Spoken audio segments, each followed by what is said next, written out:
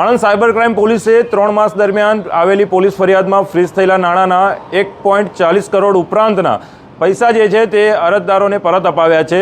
જુઓ અહેવાલમાં. સાયબર ક્રાઇમના ગુનાને અંતર્ગત સાયબર ક્રાઇમનો ભોગ બનનારને એમના નાણાં પરત અપાવવા માટે Anand cyber crime police station અત્યંત કાર્યરત છે, જેના અંતર્ગત ગત 3 મહિના દરમિયાન સાયબર ક્રાઇમનો ભોગ બનેલા એમના બેંક એકાઉન્ટ ડિટેલ્સ તેમજ સામેવાળાના ફ્રીઝ થયેલા બેંક એકાઉન્ટ ડિટેલ્સ બંનેની માહિતી મેળવીને નામદાર કોર્ટ પાસેથી આ બાબતે હુકમ મેળવીને જે તે ભોગ બનેલાને પોતાના નાણાં પરત મેળવી આપવામાં આવેલા છે, જેની આ સમયની અમાઉન્ટ છે ₹1,40,85,284 રૂપિયા.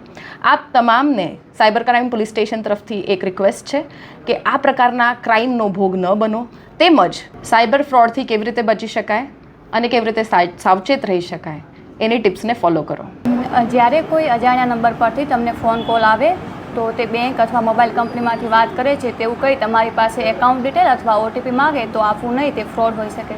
કોઈ પણ ચીજ વસ્તુની ઓનલાઈન ખરીદી કરતી વખતે અથવા બુકિંગ કરાવતી વખતે ઓફિશિયલ વેબસાઇટનો જ ચકાસણી કરી અને ખરીદી કરવી જોઈએ. જ્યારે કોઈ સોશિયલ મીડિયા પર પૈસા માંગતો તમારી પાસે કોઈ મેસેજ આવે તો ફોન નંબર દ્વારા તે મિત્ર પાસે ખરાઈ કરી લેવી જોઈએ. અજાણ્યા મોબાઈલ નંબર ઉપરથી કોઈ પણ જાતની લિંક આવે તો ઓપન કરવી નહીં. કે જ્યારે તમને કોઈ અજાણ્યા નંબર પરથી કોલ આવે અને કોઈ બી એપ્લિકેશન ઇન્સ્ટોલ કરવાનું કહે તો તમારી એપ્લિકેશન ડાઉનલોડ કે ઇન્સ્ટોલ કરવી નહીં. કોઈ અજાણી સ્ત્રીની ફેસબુક અથવા ઇન્સ્ટાગ્રામ પર કોઈ ફ્રેન્ડ રિક્વેસ્ટ આવે તો સ્વીકારવી નહીં.